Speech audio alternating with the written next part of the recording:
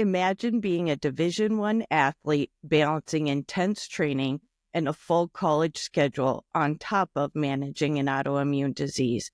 But that's exactly what our guest today, Ella Stroehmann, is doing. Ella is a Division I volleyball player at the University of North Carolina, Asheville, where she studies health and wellness promotion. We're going to dive into how Ella fuels her body, optimizes recovery, and pursues her dreams despite her autoimmune disease. Ella, welcome to the show. We're so excited to have you on. Yes, thank you so much for having me. I'm super excited to share my story today. Yeah, we're excited to hear your story for sure, Ella. So just go ahead and take us back to like the very foundation, like the beginning of your journey, like your love for athletics, and when you discovered, this challenge with an autoimmune disease coming into your life. And just tell us how you've lived with it. So go ahead and just take us back to the foundation of it. Yeah, so I was actually diagnosed with Hashimoto's disease, specifically hypothyroidism, when I was 8.5, which, is a lot younger than most people end up getting diagnosed. But I kind of learned, because at that time I was growing up. So, I kind of didn't really know any different because I had always had it. We just didn't know until I was 8.5. And so with that, I kind of had to do everything that I thought was normal, getting lots and lots of extra sleep. Sometimes I'd be extra tired. I'd wake up, super dark circles under my eyes. And I thought that was normal. But then as I started to grow older and the level of activity would increase, I would get into more sports. I did gymnastics. I played soccer. I did basketball, and I also did dance. Dance was kind of my longest thing that I did. I did it for almost 10 years. And so with that, as I started to increase not only the amount of sports that I was doing, but also like the intensity with all of those, I was like, dang, like I am exhausted. And For I was sure. like, I'm definitely, going through a lot. I'm doing lots of things. I'm busy. Like, this is probably normal. And then I would talk to some of my friends and they would be like, oh, yeah, I got like 6-7 hours of sleep last night. And then I'm over here getting like 10-11 hours of sleep, like in bed at 7 p.m. And I'm like, still exhausted. I'm like, what the heck? Like, how are you guys like functioning right now? And then that's kind of when I started to like become an advocate for myself. And I was like, okay, like talking to my parents, and then we would talk to my doctor. And then once I was kind of at the age where I was old enough to understand that I needed to start prioritizing my health because I wasn't the same as everyone else. That was kind of a shift that I knew that I had to make if I wanted to continue with the lifestyle that I had known. So then all throughout middle school is kind of when I started to like prioritize, like, okay, get lots of sleep, try and like, eat like the most like anti-inflammatory kind of like meals that I can. That's super important. Sure. Put myself first. Getting into high school, that's when I started getting into volleyball. And that was like the most like into something I had ever been. Yeah. That's when I was like, wow, like I really have a passion for this, but man, I do not have the energy for this. So we're going to have to do something. And so I was like, all right, like I can't keep drinking like, all these energy drinks, like that, cause that's just a slippery slope. So I was like, all right, time to do something about this. And so, I would get my levels done at this time. I would say probably like every 6 to 8 weeks, I was getting my levels done. And I was on the generic Synthroid, which I believe was the levothyroxine. And my body was actually not absorbing that. Never actually really truly figured out why. Perhaps it could have been that it was the generic. So we never ended up figuring out why. But eventually I got on like the real brand of Synthroid, and, my body started to take that a lot better. And so I actually practiced at a volleyball club that was 2 hours almost one way from my house because the level of play was just much better. I knew that's what I needed to do to get recruited. So, getting home at like 11:30 at night and then waking up at like 7 the next morning, Because you get home, you have to, eat a little something, shower. If I have some For sure. homework, finish that. That was my peak, like, exhaustion. That was Yeah. a really hard time. I was in this big sleep deficit. I didn't know what to do. I was on the medicine, like, I was trying to do everything that I could, and I felt kind of stuck. So in that, I kind of was like, okay, the doctor's telling me what to do. I'm doing it. It's not really working. Let's try and go about this in a different way. And so I would say probably my junior year of high school, I really started to get into the holistic side of treating autoimmune disease. And, that's when I really started to get into, like, making sure, like, what I'm putting into my body is going to benefit me. So, like, obviously extra water, which goes hand in hand with being an athlete anyway. No doubt. Anti-inflammatory foods, and just making sure that, like, I'm meeting all my macros. And it ended up kind of working out in my favor anyway with being an athlete. And it has carried over very well into college, prioritizing my health, because that's something that they preach about. Just making sure, your body is your temple. You only get one. Yeah. Ever since then, I'm prioritizing me and making sure that I'm doing the best that I can to set myself up. Absolutely.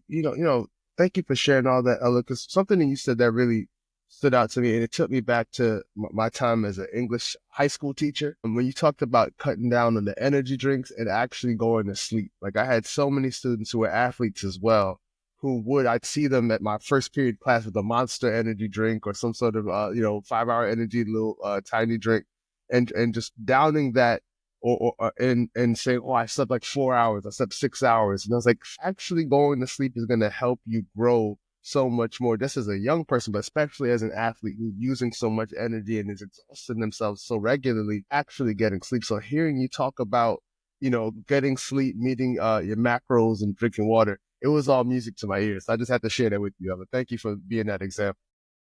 Yes. And I think something too, as, like, I would say, with the media and all that, like, things like, like Celsius and like Monster, Red Bull, like, they become so popular.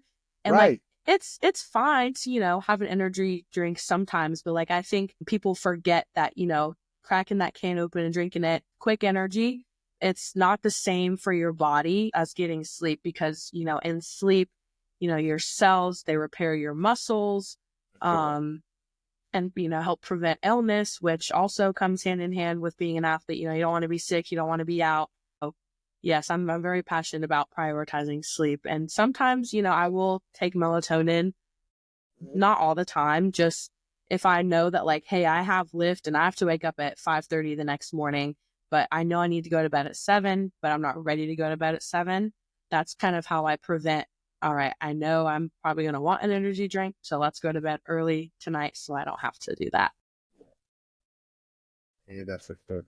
What really helped you go from just taking the medicine and feeling stuck to seeking out other options to support your health? Yeah, so I would say, yes, I definitely, being an athlete, I give a lot of credit to that, because I would say, honestly, having so much passion for volleyball and wanting to, be the best that I can be was kind of like, I'm not going to stop until I figure out a way to, like, maximize my performance, because I had goals and I knew that, like, it was going to be hard, but having an autoimmune disease made it even harder. And so I think, even if I never played a sport at all, there would be some drive to just genuinely feel better as a person. But I think that wanting to, reach my goal kind of gave me more of, like, a push in the right direction. I commend you, because there were times earlier on in my journey where I felt stuck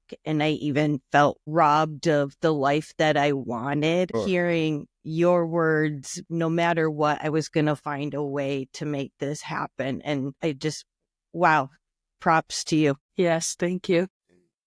I heard you talk about, pushing yourself, and I just wonder how you find that line. Obviously, as an athlete, you're playing on the collegiate level. How do you make sure that you're not pushing yourself too hard? Obviously, you want to give, as we always say, coaches are saying, give 110%, 200%. How are you doing that while not pushing yourself too hard, pushing yourself into a flare? How do you strike that balance? Yeah, so you are exactly right. It is a very fine line. And, we're human. I will say sometimes I definitely have crossed it, especially kind of in like the more like off season, like conditioning, training, intensive, right? Times. But I think just listening to my body, like let's say, and I will say that's the most important for whether you have an autoimmune disease or not, whether you're an athlete or not. That's kind of what life is about, is listening to your body. In my case specifically, just kind of like, let's say I wake up in the morning and I'm like, man, I feel like I did not get good sleep. Then I'm going to make sure that that day, like, I drink lots and lots of water. I eat the best of my ability, and just to make sure that like I'm kind of doing things to balance out maybe what my body didn't necessarily do. And I would say that kind of goes for especially like in season when the demand is higher. So we have more hours that we're training, we're traveling. So we'll have late nights. We're kind of all over the place. And so just making sure, I'm also being preventative with the things that I'm doing too. We're in traveling on the road, we'll stop and eat at restaurants, but maybe like my body doesn't need like, Jersey Mike sub. My body needs like, whatever it might be that I'm feeling. So being, responsible, I'm going to bring that because I know that like, if I don't, then there's going to be a consequence. And I will say it's definitely, it takes practice and it's not easy, but in the long run, it will be worth it because I know you'll feel so much better. I know I definitely did. It's a hard lesson to learn. And sometimes, you'll learn the hard way. Yeah. Yeah. We all have at certain points. Ain't that the truth? Ain't that the truth? I was hearing Ella speak about, her body saying, I don't need a Jersey Mike sub. I was like, if only I had listened more often to that. Right. But that's what I want. Right. I'm like, but it's good though, right? So to that point, we all have been guilty of pushing it too hard sometimes. You're really into exercise and recovery. How do you manage the recovery side of things, especially when you may have pushed it a little too far? Yes. So I would say my biggest tip for that is after, any type of intense physical exercise, even it doesn't even necessarily have to be a sport. Like, let's say you did like Pilates or something, or like yoga, like any type of physical activity where you're having to exert that extra amount of energy that you might not necessarily have to give. Anywhere that like you might have like some type of pain. Like for me, I have knee and ankle issues. So after like a hard session, I'll immediately put ice on there, even if it's not necessarily, hurting. I had surgery in those places. And so I know that like kind of being preventative so that if I do end up having like a lower energy day where I just don't have as much fuel in my tank, at least I know I won't have to worry about like the aches and the pains. Another tip that I have is if you're able to get your hands on any type of like compression boots. I personally have Normatec. Those are amazing. They're really good for like increasing blood flow. And then also after we lift weights, I like to use those because they kind of prevent the DOMS, which is like that 48-hour delayed onset muscle soreness, which is where you have like the micro tears and you're super sore. And, being sore, you're walking around and you're like, oh, I'm so sore. But then like, with, having Hashimoto's, you're like, and I'm tired. And so then you kind of don't have the energy to deal with being sore. So it's kind of like that snowball effect. Yeah. And of course, it always comes back to water. Waters is really, it's like the holy grail. So making sure you're super hydrated. If you have to add a liquid IV in there, sometimes I'll do that. Something I've also been using lately is it's a little kind of like a glass bottle with like a compartment at the bottom. It's called a hydro. And you just put water in there and then you turn it on and it infuses extra hydrogen molecules into the water, which is more hydrating to like your cells and your muscles. So I feel like with that too, I have been actually noticeably less sore after lifting within the last month, because I got it as a Christmas gift this past Christmas. And so I've been using it and I'm like, wow, like I can actually really tell a difference. And it's something so small that like I didn't even think of, but now that I have it, like I can't imagine my life without it. I love finding those little things that support your health that you really don't have to do any more work. We've talked about even putting a pinch of salt into our water, or adding lemon, those small bonuses that help support our systems without us feeling like we have to do a lot. Yes, taking the wins where you can get them. You have to. You have to. But I'll tell you this, Ella, this is confirmation for me because I've had compression boots in my cart for months now. And this is telling me it's time to get them, because you said everything that was speaking music to my ears about recovery. I was like, okay, it's definitely time to get those. Question on that. I'm a big proponent of compression socks. Amazing. Are the boots like you literally put them on and you tie? What they are is kind of like, they almost look like something like an astronaut would wear, right? So, Right. Okay. Yeah. So you unzip it and then it goes like around your foot and there's like a little open space like around your toes, but then it goes all the way up your leg, all the way to like your hip. And then you zip it up and then you plug it into the hose that goes to the machine. And you can get different like areas where it can like focus on, like if you want, like there's multiple zones. So if like your calves are really sore, you might want to do like zone 1 or 2. Me lately, my quads and my hamstrings have been really sore. So I've been doing like zones 4 and 5. And there's like up to 7 levels of compressions. You can kind of adjust it to whatever it is that you might need. Now that you're describing it, I've definitely seen these. I'm intrigued. I might have to check this out. I'm telling you, we might have to do a product review one day. But you know what, Ella, tell us a bit about, something that Karen and I both experienced in our own journeys with autoimmune diseases is that there are moments of just truly unpredictable things happening, things that sometimes can be funny, sometimes can be unexpected.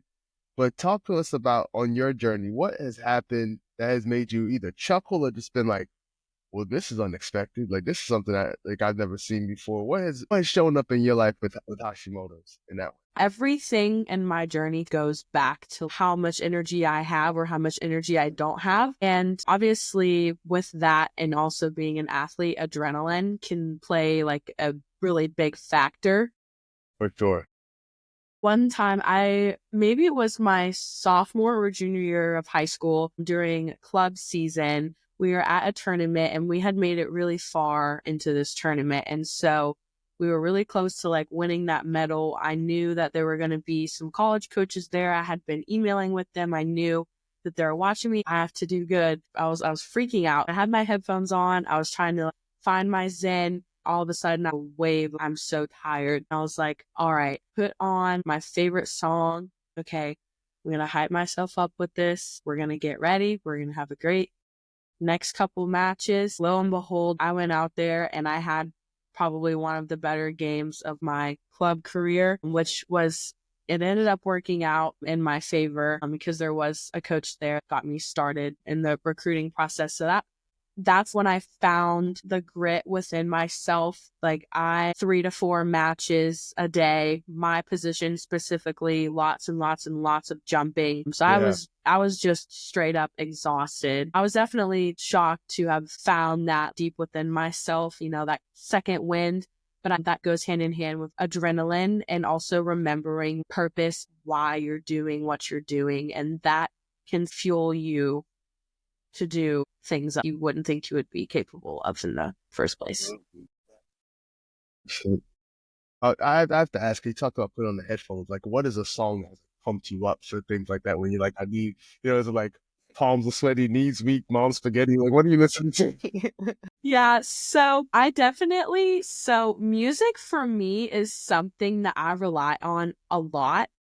Yeah. If whatever kind of like mood that I want to be in, I'll play that kind of music. Like this is also like a study tip, or, if you want to lock in on something, I love like classical music or just like the instrumental versions of like current songs. For sure. But I would have to say at that time, I would probably had been listening to maybe some Drake. Okay.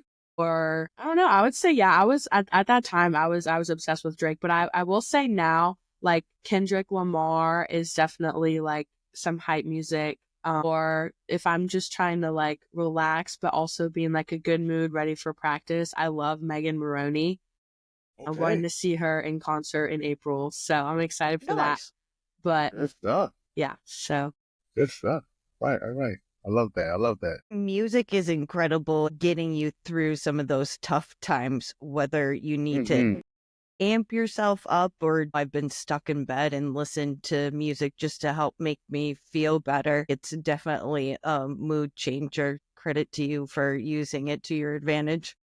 For sure. My biggest thing I have learned within the last 6 months is in realizing that these early mornings, I need to go to bed a lot earlier. I've been playing rain sounds or listening to a meditation podcast, laying in my bed and setting that sleep timer on my Spotify, and it just cuts off and I go to sleep. And so music is something that's honestly like another tip that I would say is using it to your advantage. If you are kind of not really feeling it, hype yourself up with music. Or if you need to wind down because you know you've got a big day coming, like use it to wind down or use it to focus. Or, you know, it's something so simple everyone has access to. You know, you can YouTube, Spotify, Apple Music, whatever.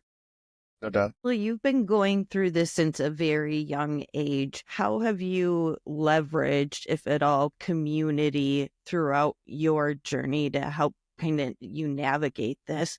Because I didn't really have anyone that I knew that also had an autoimmune disease, but my parents were really there for me growing up because they knew everything. Some days, maybe if I was a little bit more quiet, it wasn't because I was mad at them or whatever, but they knew I didn't have it in me. They were always there to support me and give me whatever I need, like making sure I always had food for practice and school. If you're tired, let me do your laundry for you and I'll put it away, things like that.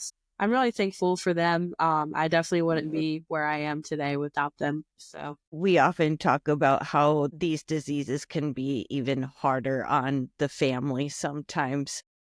That's true. I didn't mention this earlier, but how I even got diagnosed in the first place, I had dark circles under my eyes. I was getting 10 or 11 hours of sleep at night. Still wasn't enough. As a little kid, my parents were like, she's in second grade. Why does she not want to go play with her friends? That's kind of weird. Yeah, right. So they were part of like the advocacy process. And then kind of my pediatrician noticed the goiter in my throat. You know, me being so young, like I had no idea what was going on without my parents. Like, who knows how long it could have taken for me to get diagnosed because it was really early. I'm thankful for that. Gotta be thankful for that. When you think about, because I'm hearing you talk about being 8 years old, like around the time of second grade when this is happening, like what is something now you look over your life and being in college now?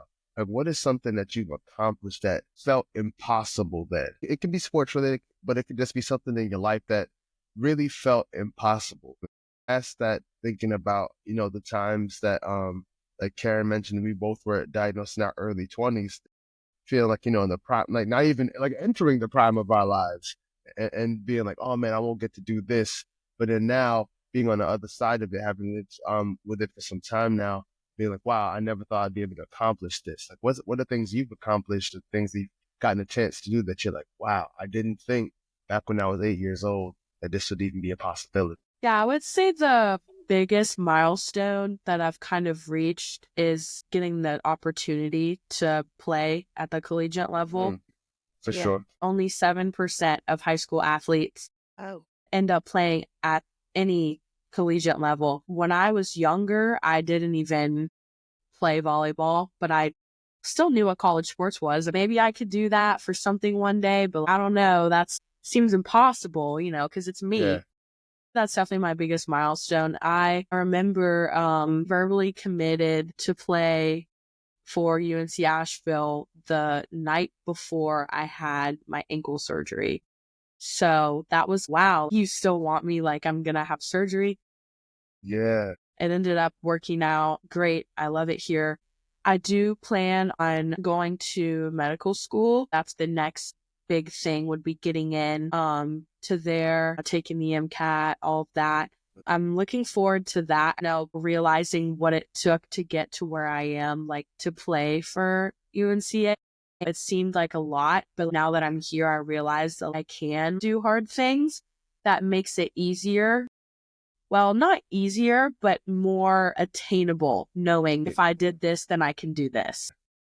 And you just dropped a couple of gems that I really hope, especially if they're younger people listening and watching what you're saying. But there's something about when the mountaintop becomes the foundation, right? Like you were chasing at one point. I have this goal of one day I'm going to play in college, and now you're doing that.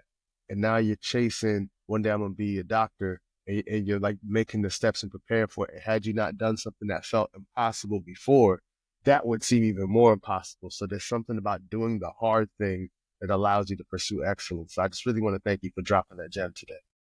Yes, going out of your comfort zone and doing things that seem hard are how we grow as people. I honestly can't stress enough. It's so crucial to do things outside of your comfort zone, because it's going to allow you to grow. It's going to allow you to meet new people, create new opportunities for yourself. Absolutely. Absolutely. Remembering that in those times when you want to eat the Jersey Mike sub. It's like, I really want to Yes. Yes, That's definitely. Right. That's right. We got goals. We got dreams. Say how you bet. Ella, you've given us a lot of great tips as far as managing and recovering. What has been something that you've tried or that just hasn't worked well for you, and you would say, please watch out for this, or please don't do this if you were to go back? Not prioritizing. I take pride in prioritizing myself and the things I need to do to set myself up for success. But being younger, you always want to hang out with your friends. You know, it's a weeknight. Hey, do you want to go to the movies?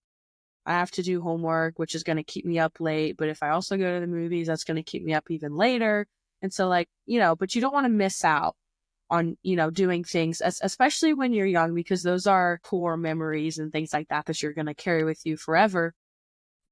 At the end of the day, I've learned from things, and I've realized what I am capable of and what I'm maybe not necessarily capable of, that it shaped me to become the person I am today. I feel like made me more the wiser. Being humans, learning from our mistakes, that's important. Yeah, well said. I'm wondering if those times where you felt like I can't pursue this dream or feel so frustrated, who has been that community for you that's kept you going? Have it? When things started to get hard with volleyball and I don't know if I can do this, I could lean on my teammates, and they might not have necessarily known that I was doing that. I would be like, all right, I'm going to trek on, keep my head down, work hard. I could use the good energy they had, and it would bleed into me. That community, the common why we're all there, a drive is remembering why you started doing whatever it is you're doing. Absolutely. Working towards a goal, there's going to be lots of up and downs. Growth is definitely not a linear process. Remembering why you're doing it in the first place can ground you.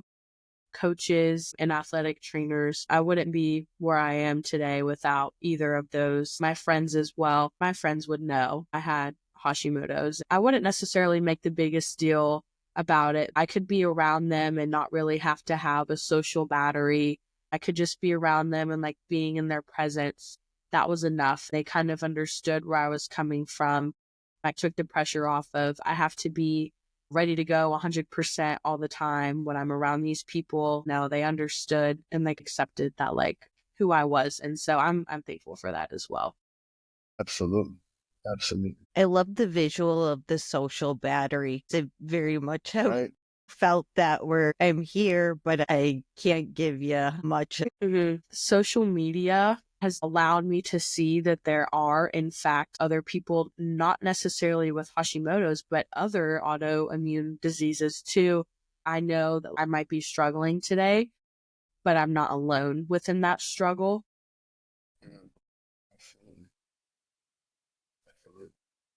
Whether it's about autoimmune diseases or Hashimoto's, is there anything you would like other people to know or become aware of? Yeah, one of the bigger takeaways for everyone to understand is that my 100% is going to look a lot different from another person's 100. That could be taken in various aspects of life, like the workplace or classroom. Within athletics, I'm also dealing with extreme fatigue, aches and pains. Being able to understand and accept that one person's 100 is not going to look the same as another person's 100, and that's okay. That makes the world what it is that we're not all the same. Being able to have that balance is important.